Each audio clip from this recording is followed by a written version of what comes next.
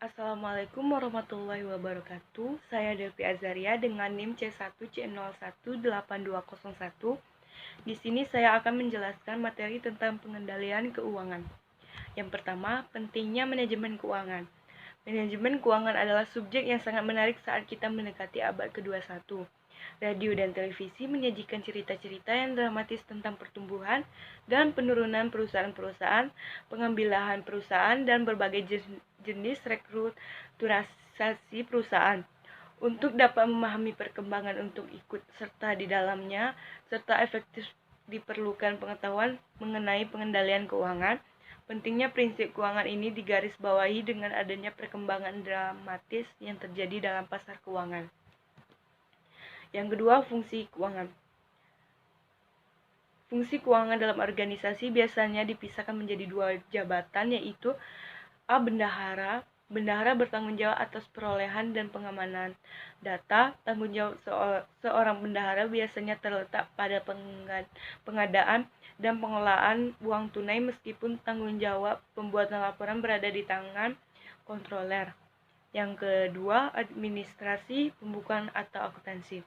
Bidang tanggung jawab kontroler meliputi akuntansi, pelaporan, dan pengendalian. Fungsi pokok kontroler adalah mencatat dan membuat laporan mengenai informasi keuangan perusahaan. 3. Definisi pengendalian keuangan.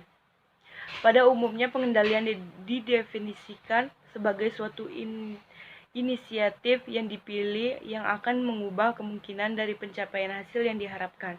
Definisi pengendalian telah didasarkan pada konsep kepercayaan dan konsep kemungkinan. A. Umpan balik mekanikal versus respon perilaku. Pengendalian keuangan dapat dipahami secara baik melalui penekanan pada pentingnya asumsi-asumsi keperilakuan. B. Perluasan konsep-konsep tradisional. Konsep-konsep pengendalian tradisional dalam akuntansi seringkali berarti bahwa hasil dari informasi akuntansi adalah langkah akhir dari peran akuntan. 4. Pengendalian terpadu.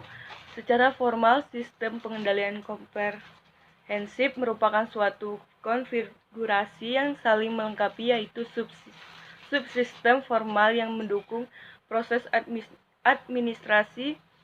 Ada 3 tahap proses administratif dan implementasi pengendalian, yaitu 1. Perencanaan, 2. Umpan balik, 3. Interaksi pengendalian. 5. Faktor-faktor kontekstual.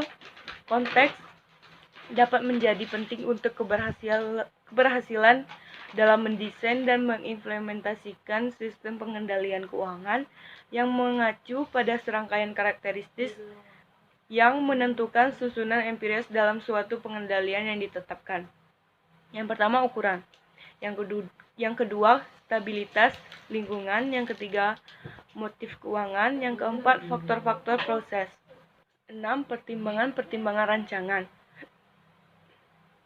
Untuk memperbaiki kemungkinan keberhasilan, para desainer akan mencari cara untuk menemukan hubungan sebab akibat yang dipercaya bersifat nyata dalam lingkungan, sehingga memiliki kemampuan untuk mengantisipasi konsekuensi logis yang dapat dihasilkan dari penambahan suatu pengendalian atau aturan pengendalian.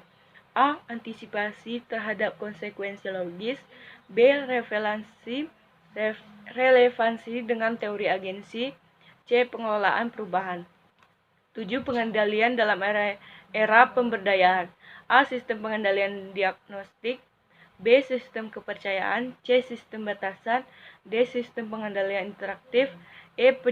Penyimbangan pemberdayaan dan pengendalian. Sekian materi yang saya sampaikan.